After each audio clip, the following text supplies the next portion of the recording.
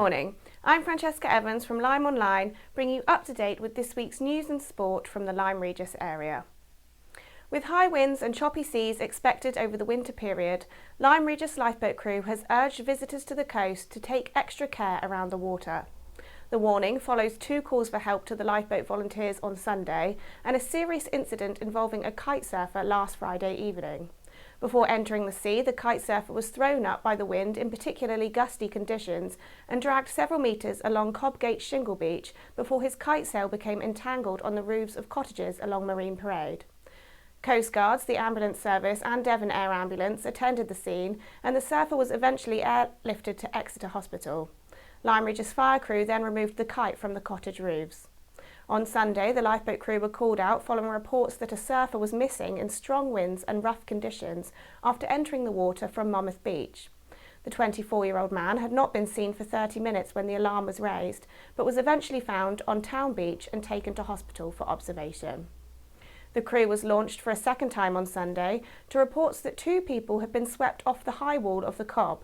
The lifeboat crew and Coast Guards carried out a full search around the Cobb area, but no one was found. Organisers of Lifeboat Week have announced that this summer's event raised more than £36,000 for the RNLI. The popular event returned in July after the coronavirus pandemic saw it cancelled in 2020. The final total was announced at a meeting of the Lifeboat Supporters Group this week, where it was also reported that the town's RNLI shop at the Cobb had recently been named the most successful of its kind. Police are appealing for witnesses following a fatal single-car crash on the A35 near Lyme Regis. Dorset Police received a report at 5:46 a.m. on Sunday, October 31st, of a single vehicle collision involving a silver Vauxhall Astra that had left the carriageway west of Charmouth, near Monkton Wild, and collided with a tree. One of the occupants of the vehicle, a man aged in his 20s from Plymouth, was pronounced dead at the scene. His family has been informed.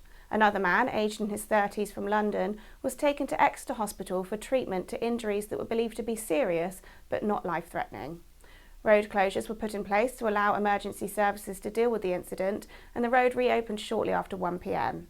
Any witnesses or anyone with dashcam footage of the A35 between Lyme Regis and Raymond's Hill from about 5:30 to 6 a.m. on the morning of the collision are asked to contact police via the details shown on screen now. Lyme Regis resident Louis George is currently competing on University Challenge. Louis makes up 1/4 of the team competing on behalf of St John's College, Cambridge, where he is currently studying human, social and political sciences. Having made it through the first round of the famously challenging BBC competition, the team appeared in the first match of the second round on Monday evening, in which they beat rivals from Queen Mary University of London with 220 points to 45. The team now heads to the quarter-finals. Best of luck. After almost 10 years at the helm of Lyme Regis Museum, director David Tucker has announced that he will be stepping down at the end of the year. Mr Tucker helped to secure funding for and led the museum through a £1.5 million extension project, with the modern Mary Anning Wing opening in 2017. He has also steered the attraction through the coronavirus pandemic and seen it celebrate its 100th anniversary this year. Announcing his resignation, he said it had been a great honour to lead the museum since 2012 and pay tribute to volunteers and trustees who had worked alongside him. Heavy rain wiped out much of the local football programme last weekend. Lyme Regis had to switch their reserve team game against Honiton Town Seconds to top pitch at the Woodruff School because the Davy Fort was waterlogged, and the first team game away to Exeter University was moved from the Topsham ground where they usually play to one of Exeter's municipal pitches. For the first team, it was the same old story. They dominated play for long periods, having taken the lead in the first half, but ran out of steam in the second half, losing 3-1, much to the frustration of manager Julian Simier. Lyme's goal came from Joe Bond, but as senior player Mark Bailey said afterwards, they were left scratching their heads about how they had looked so comfortable for long periods, yet managed to concede late in the game. The Seasiders have now lost 4 of their 9 games and are lying in 6th place in the Devon and Exeter Premier Division, 12 points adrift from the top 3 sides. Tomorrow they have a break from league fixtures as they travel to Corfe Castle in the first round of the Dorset Senior Trophy. In a close-fought game, Zach Harrison and Robbie Fowler scored the goals, which gave the reserves a point against Honiton Town seconds, keeping them in third place in Division 3. They too will be on County Cup duty tomorrow, having been drawn away to Allendale in the Dorset Intermediate Trophy.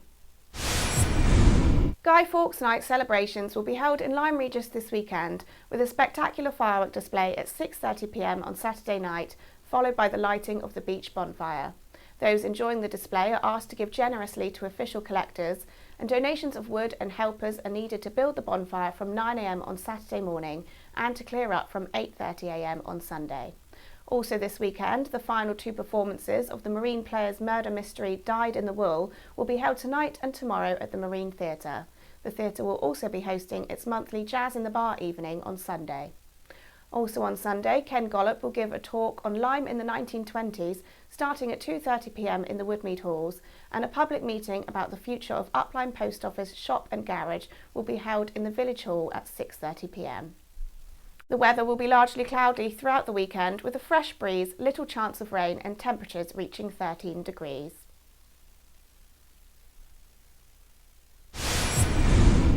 Thanks for watching LymeOnline's weekly news bulletins. You can visit our website, sign up to our weekly newsletter and follow us on Facebook, Twitter and Instagram to stay up to date with the latest local news throughout the week. In the meantime, have a great weekend.